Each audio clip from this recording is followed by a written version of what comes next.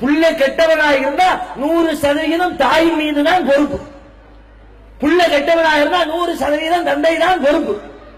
இல்ல இல்ல என் பிள்ளைக்கு நாங்க எடுக்கிறேன்னு சொல்லலாம். நபிகள் நாயகம் சொல்லுகிறார்கள், குல்லு மௌலூதின் யூலது அலல் ஃபித்ரா, உலகத்தில் பிறக்கிற எந்த குழந்தையா இருந்தாலும் அத்தனையுமே இயற்கையின் இஸ்லாம் என்ற இயற்கை மார்க்கத்திலே பிறக்கிறது.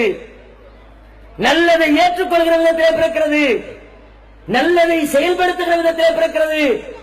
ஃபஅபவாஹு யுஹபிதானிஹி வயுனஸ்ஸிரானிஹி வயுமஜ்ஜிசானிஹி, அவனது பெற்றோர் தான் அவனை யூதனாகவோ அல்லது கிறிஸ்தவனாகவோ அல்லது நெருப்பு வணங்கியாகவோ வேறு எந்த அடிப்படையிலே தவறிழைத்தவனாகவோ மாற்றுவது யார் என்றால் பெற்றோர் தான் மாற்றுகிறார்கள்.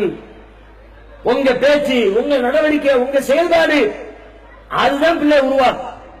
நீங்க என்னத்தான் ஸ்கூல்ல கொண்டு விடுங்க, பெரிய பல்கலைக்கழகத்தில் படிக்க வைங்க, கோச்சிங் கிளாஸ் அனுப்புங்க, என்னத்தை அனுப்பினாலும் நாகரிகம், பண்பாடு, ஒழுக்கம் என்பது குடும்பத்தில இருந்து தான் உருவாகும்.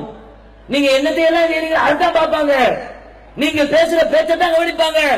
நீங்க எப்ப பார்த்தாலும் திட்டினால் பிள்ளைகளுடைய உள்ளம் ஊனமடைந்து நொடிந்து போகும், உடைந்து போகும். பிள்ளைங்களுக்கு பேசும்போது உற்சாகமூட்ட வார்த்தை பயன்படுத்தணும், அவங்களை பாராட்டுற வார்த்தை பயன்படுத்தணும்.